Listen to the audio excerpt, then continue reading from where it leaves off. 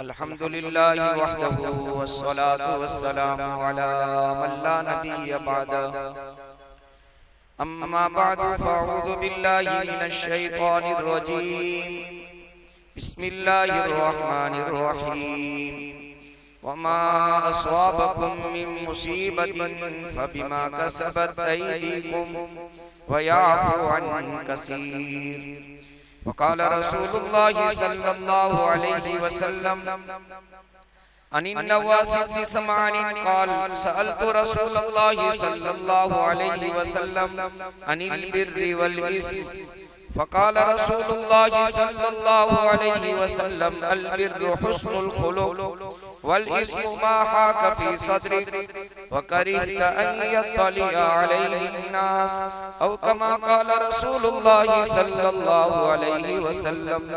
दुरूद शरीफ या रब्बी सल्ली व सल्लिम दाइमन अबदा अला हबीबिका खैरिल खल्क़ि कुल्लिहिम। काबिल एहतराम बुजुर्गों, अजीजों, दीनी भाइयों, नेकी का करना एक दर्जे में आसान है, गुनाह से बचना बहुत मुश्किल है। और इस जमाने में जिसमें हम और आप जी रहे हैं, इसलिए भी मुश्किल है कि अल्लाह के दुश्मनों ने जगह जगह ऐसी चीजें कायम कर दी है और बसा दी है कि बंदा मजबूरन गुनाह कर लेता है, बहुत कोशिश भी करता है, खास करके नामहरम का देखना। हुकूमतों ने अब उसके लिए एक कोटा मुकर्रर कर दिया है। ये तसव्वुर नहीं किया जा सकता था, सोचा भी नहीं जा सकता था कि बसों के अंदर कंडक्टर जो होंगे वो मस्तूरात होंगे, सोचा भी नहीं जा सकता। शायद शुरू के अंदर जहां तक मुझे मालूमात है, नॉलेज है, ये पाबंदी थी कि मस्तूरात 3 दिन के अंदर जर्नी करेगी, कंडक्टर पना करेगी। अब शायद उसको भी छोड़ दिया है। ऐसे तो कई मौके हैं, इसलिए उलमा ने लिखा है कि अगर किसी को अल्लाह का वली बनना हो तो ज्यादा सजदों की जरूरत नहीं है, गुनाह से बचे। इन्ना औलियाउहु इल्लल मुत्तकून, ये अल्लाह का कुरान कह रहा है कि अल्लाह के औलिया कौन है कि जो मुत्तकी हो। और मुत्तकी किसे कहते हैं? मुत्तकी बना है तकवे से, और तकवे का माना होता है बचना। तकवा का माना क्या होता है? बचना। अब बचेगा किससे? तो के गुनाहों से। इसलिए अल्लाह के हबीब सल्लल्लाहु अलैहि वसल्लम से एक सहाबी ने आकर सवाल किया कि मैं बहुत बड़ा इबादत गुजार बनना चाहता हूँ, बहुत बड़ा इबादत गुजार। तो आपने फरमाया इत्तकिल महारिम कुन अअबदन नास, हराम चीजों से बच, बहुत बड़ा इबादत गुजार बन जाए। अब गुनाह तो हराम है, छोटा हो भी हराम, बड़ा है तो भी हराम। हाँ, ये अलग मसला है कि छोटे छोटे गुनाह अल्लाह ताला छोटी छोटी नेकियों से माफ कर देते हैं। बड़े गुनाह के लिए कुरान और हदीस की रोशनी में शर्त लगाई है कि तौबा ही से माफ होंगे, बगैर तौबा के माफ नहीं होंगे, जिसको गुनाह कबीरा कहते हैं, बड़े गुनाह। बहरहाल अल्लाह पाक ने मुझको और आपको ये जो रमजान का माहौल दिया है, और अल्लाह ने मेरे और आपके साथ बड़ी एहसान मंदी का मामला किया है कि शैतान को अल्लाह ताला ने जकड़ दिया है। लिहाजा इस महीने में जब गुनाह से बचना आसान हो गया है तो हम थोड़ा और अपना कदम आगे बढ़ाएं। किसी चीज की जब आदत पड़ जाती है तो उसका करना आसान हो जाता है। रोजा खोलने के बाद बीड़ी और सिगरेट वाले को कहना नहीं पड़ता कि बीड़ी निकालो, खुद ब खुद निकल जाती है, आदत पड़ गई। ऐसे ही रमजान में अल्लाह ताला ने एक आदत डाल दी है गुनाह से बचने की, तो अब इसको बाकी रखना है। पहले तो मैं कल का एक मजमून पूरा कर दूं कि अल्लाह ताला 3 तरह से गुनाह पर पकड़ करते हैं। नकीर, तदबीर और ताखीर, नकीर हो गया, तदबीर हो गई। तदबीर का मतलब ये है जैसा गुनाह हम करेंगे अल्लाह उस गुनाह को हमारे पर लौटाएगा। लिहाजा हदीस पाक में नबी करीम सल्लल्लाहु अलैहि वसल्लम ने इससे मना फरमाया है। हदीस कुदसी है, हजरत मूसा अलैहिस्सलाम से अल्लाह ने वही उतारी और कहा, ए मूसा अपने मानने वालों को बता दो, कमा तुदीनु तुदान, कमा तदीनु तुदान, जैसा तू करेगा वैसा तेरे साथ किया जाएगा। और हदीस पाक में सिरमा रज़ियल्लाहु ताला अन्हु से रिवायत है, फरमाते मन ज़ार ज़ार अल्लाह व मन शाक शाक अल्लाह अलैहि। इब्न माजा और तिर्मिज़ी की रिवायत है कि जो किसी को नुकसान पहुंचाएगा अल्लाह उसे भी नुकसान पहुंचाएगा, यानी उसके बुरे अमल और गुनाह की इस तरह अल्लाह सजा देगा। और जो किसी को तकलीफ में डालेगा अल्लाह उसको किसी और से तकलीफ में डालेगा। लिहाजा मुझे माफ करना, गलत पार्किंग के जरिए से तकलीफ पहुंचाओगे तो हम भी तकलीफ में पड़ेंगे। गलत जगह पर अगर गाड़ी आपने पार्क कर दी और आपने या मैंने किसी को अपनी पार्किंग से तकलीफ पहुंचाई, तो फिर अगर तकलीफ पहुंचे तो ज्यादा सोचना मत, बल्कि ये सोचना कि मैंने कहाँ गलत पार्किंग करके किसी को तकलीफ दी थी, इसी का सिला मुझे मिल रहा है। आदमी गलत पार्किंग को तकलीफ नहीं समझता। हदीस से पाक में तो कितनी फजीलत बयान फरमाई कि अगर रास्ते में कोई कंकर है, कोई कांटा है, कांटा इसलिए कि वो जमाना ऐसे ही था, आबादी नहीं थी, कांटे वगैरह रहते थे। हमारे जमाने में पत्थर वगैरह है, ये केले के छिलके वगैरह है। बल्कि इससे आगे आपको कहूं, हम अपना कचरा डालकर भी किसी को तकलीफ पहुंचाते हैं। ये तो बेचारे बार बार झाड़ू लगाकर दूर करते हैं, हमने वापस फेंक दिया।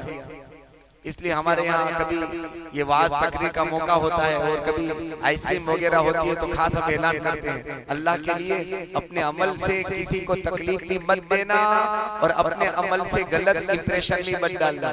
कैसे ही होते हैं, खाया और फेंका, यही असर होता है कि तुम्हारे यहाँ से बयान हुआ था और बाहर कचरा करके चले गए। एक नेकी की और वहां हमने गलत असर भी दे दिया और तकलीफ भी पहुंचे। बहरहाल तो दूसरी जो सजा है अल्लाह की, वो तदबीर है। खुफिया तौर पर अल्लाह ताला बंदे के साथ फिर मामला करते हैं।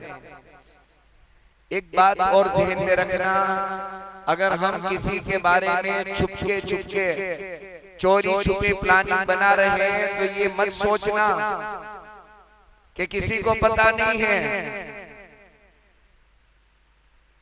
उस जात को पता है जो न सोती है न उठती है, जो रात में भी देखती है दिन में भी देखती है, उसको सब पता है। उसके बंदे को अगरचे पता नहीं है कि मेरे बारे में क्या प्लानिंग हो रही है, क्या सोचा जा रहा है, लेकिन उस बंदे के पैदा करने वाले खालिक और मालिक को सब पता है। इसलिए कभी किसी के बारे में ऐसा गलत ख्याल भी आए ना तो फौरन अल्लाह का इस्तिहज़ार कर लेना, अल्लाह का ध्यान लाना। जब बंदा अल्लाह का ध्यान लाता है ना तो फिर ऐसे कामों से अपने आप को बचाता है और ऐसे काम छोड़ देता है। बहरहाल दूसरी अल्लाह की पकड़ जो होती है गुनाह पर, वो तदबीर होती है। आखिरी पकड़ अल्लाह की बहुत सख्त है, ये दोनों से ज्यादा सख्त है। वो कहते हैं ताखीर, जिसको हम अपनी जुबान में कहते हैं अल्लाह ढील देता है। अल्लाह क्या देता है? बंदा गुनाह पर गुनाह करता चला जाए और इसकी पकड़ न हो तो बंदे को ये नहीं समझना चाहिए कि मैं मस्ती में जी रहा हूं। और ये सबसे ज्यादा अल्लाह की सख्त पकड़ है। अगली कौमों की जो पकड़ हुई ये ताखीर वाली हुई थी। नबियों की बात नहीं मानी, अल्लाह के अहकामात पहुंचाए गए, इनकार कर दिया, बल्कि अल्लाह माफ करे नबियों का मजाक उड़ाया। अल्लाह ने ऐसा पकड़ा। कुरान में अल्लाह फरमाते हैं कि अल्लाह इरशाद फरमाते हैं वल्लज़ीना कज़्ज़बू बिआयातिना, वो लोग जिन्होंने हमारी निशानियों को, हमारी आयतों को झुठलाया। सनस्तदरिजुहुम मिन हैसु ला यअलमून, हमने इनको इस तौर पर पकड़ा कि उसको पता ही नहीं चला। रात में सोए, दिन में उठे तो बस्ती तबाह हो चुकी थी। रात में सोए इंसानों की शक्ल में सोए, सुबह उठे तो बंदर और खिंजीर की शक्ल में अल्लाह ने उठाया। देखने लगे ये क्या हो गया, हमारी शक्लें कैसे बदल गई। अल्लाह ने फरमाया हमने ढील दी थी। दुनिया में अगरचे पतंगबाजी हराम है, लेकिन जब किसी की पतंग काटती हो तो सेड़ दी जाती है, रस्सी ढीली छोड़ी जाती है, छोड़ते छोड़ते फिर ऐसा खींचते हैं कि उसके दो टुकड़े हो जाते हैं।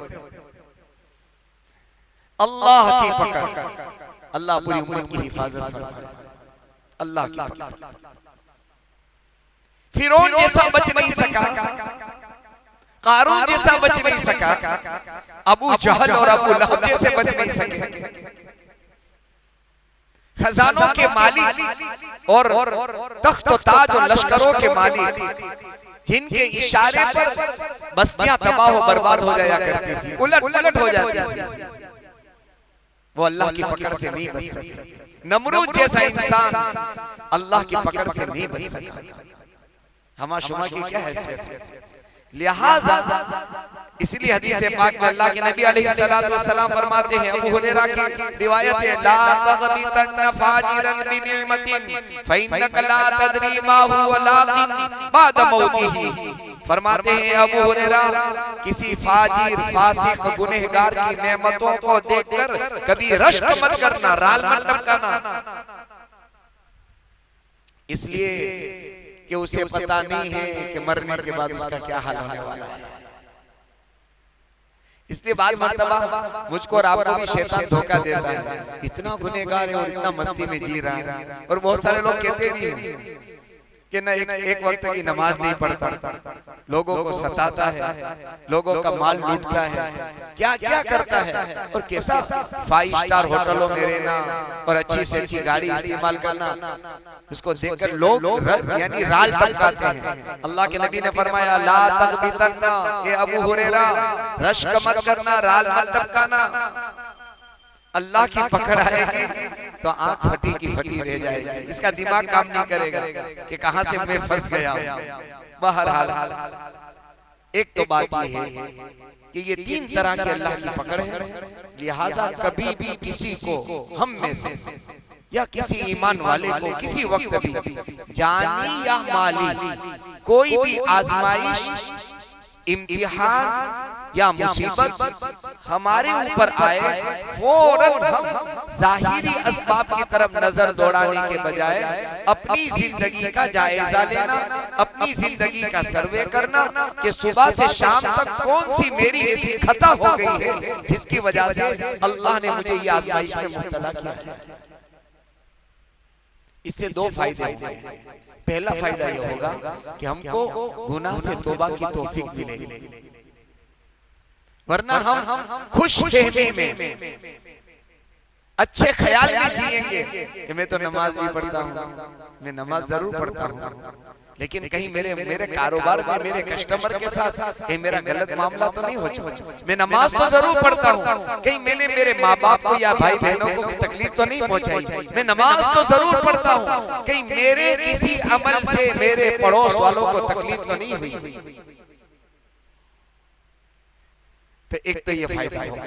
बहरहाल गुनाहों से अपने आप को बचाने की कोशिश करें। ये 3 तरह की अल्लाह की पकड़ है। एक बात दरमियान में और अर्ज कर दूं, गुनाह छोड़ने की बहुत बड़ी फजीलत, जैसे मैंने आपकी खिदमत में अर्ज की, सबसे बड़ी फजीलत गुनाह की छोड़ने की है कि आदमी मुत्तकी बन जाता है, परहेजगार बन जाता है। जब आदमी की जिंदगी में तकवा और परहेजगारी आती है तो फिर ये अल्लाह का महबूब बन जाता है, ये अल्लाह का प्यारा बन जाता है। इसलिए देखो, एक अल्लाह वाले ने, हकीम अख्तर साहब रहमतुल्लाह अलैह, बहुत बड़े अल्लाह वाले गुजरे हैं करीब जमाने के, वो तो एक अजीब बात फरमाते थे कि नेकी करने में तो कुछ करना पड़ता है, नेकी करने में कुरान पढ़ना पड़ेगा, नेकी करने में नमाज पढ़नी पड़ेगी, नेकी करने में सदका करना पड़ेगा, ये सब करने पड़ेंगे। गुनाह में तो कुछ करना नहीं है, गुनाह में कुछ करना नहीं है। गुनाह में तो कि अपने आप को बचाना है, उसमें कुछ करना नहीं है। तो जिसमें करना है वो तो मुश्किल है, भाई अगर आपने मैंने सोचा कि 4 रकात नफल पढ़नी है तो खड़ा होना पड़ेगा, हाथ बांधना पड़ेगा, रुकू सजदा, थके हैं तो नहीं करना पड़ेगा। तो नेकी में तो करना है, वो तो मुश्किल काम है, और गुनाह में कुछ करना नहीं है, उसमें तो छोड़ना है, वो तो बहुत आसान है। लेकिन आप कहेंगे बोला ना ये मुश्किल है, लेकिन मुश्किल उसके लिए है जिनके सामने गुनाह की सजाएं नहीं है। हाँ, इसलिए गुनाह से बचने के 3 तरीके, गुनाह से बचने के बोलो 3। आज एक अर्ज कर देता हूँ, कल 2 आपकी खिदमत में अर्ज करूंगा। सबसे पहला तरीका गुनाह से बचने का ये है कि बंदा गुनाह से बचने की अल्लाह से दुआ करे। क्या करे भाई? इसकी सबसे बड़ी दलील इमामुल अंबिया, नबियों के इमाम, नबियों के सरदार, नबियों के सरताज, अल्लाह के बाद जो जात है बाद अज खुदा बुजुर्ग तू ई किस्सा मुख्तसर वो मोहम्मद रसूलुल्लाह सल्लल्लाहु अलैहि वसल्लम अपनी दुआ में अल्लाह से ये दुआ मांगते थे। सुनन तिरमिजी सही हदीस की सही रिवायत है, तिरमिजी शरीफ की रिवायत में है, अल्लाह के नबी अल्लाह से ये कहते थे, अल्लाहुम्मा रहमनी बितरकिल मासी अबदन मा अबगैतनी। ए अल्लाह अपना मैं तुझसे ये रहम मांगता हूँ, अल्लाह रहमनी मुझ पर रहम कर, अल्लाह मुझ पर रहम कर, बितरकिल मासी गुनाह के छोड़ने पर मुझ पर रहम कर, कि जब तक मैं जिंदा रहूं मैं गुनाह न करूं, अल्लाह ऐसा मुझ पर रहम कर दे। छोटी दुआ बड़ी जामे दुआ, अल्लाहुम्मा रहमनी अल्लाहुम्मा रहमनी बितरकिल मासी अबदन मा अबगैतनी। जब तक मैं जिंदा रहूं मैं गुनाह ना करूं, अल्लाह ऐसा मुझ पर रहम कर दे। तो भाई देखो, ताकत और कुव्वत तो अल्लाह देगा, नेकी की तौफीक जैसे वो अल्लाह देता है ना, गुनाह से बचने की तौफीक भी अल्लाह देगा। तो पहला अमल गुनाह से बचने का और पहला तरीका ये है, गुनाह से बचने की ताकत अल्लाह से मांगनी पड़ेगी, दुआ करनी पड़ेगी। और हदीस पाक में नबी करीम सल्लल्लाहु अलैहि व आलिहि वसल्लम की ये दुआ साबित है। इस पर किसी ने शेर कहा है, गमे हयात के साए मुहीत न करना, किसी गरीब को दिल का गरीब न करना, मैं इम्तिहान के काबिल नहीं मेरे मौला, मैं परीक्षा दे नहीं सकता, अल्लाह तेरी परीक्षा में मैं कामयाब नहीं हो सकता, मुझे मेरा इम्तिहान मत लेना, मेरी परीक्षा मत करवाना, मैं इम्तिहान के काबिल नहीं मेरे मौला, मुझे गुनाह का मौका नसीब न करना, अल्लाह मुझे गुनाह का चांस मत देना। अगर चांस भी मिल गया तो खतरा है, एक तरफ नफ्स और दूसरी तरफ शैतान धक्का देकर गुनाह लगा देगा। इसलिए कभी गुनाह का चांस भी मेरी जिंदगी में मुझे न मिले, अल्लाह ऐसा मेरे साथ हम सब के साथ तो मामला करना। आमीन। व आखिरु दावाना अल्हम्दुलिल्लाहि रब्बिल आलमीन। सुब्हानल्लाहि व बिहम्दिही सुब्हानकल्लाहुम्मा व बिहम्दिका नशहदु अन ला इलाहा इल्ला अंता नस्तगफिरुका व नतूबु इलैक। सुब्हान रब्बिका रब्बिल इज्जति अम्मा यसिफून व सलामुन अलल मुरसलीन वल्हम्दुलिल्लाहि रब्बिल आलमीन बिरहमतिका या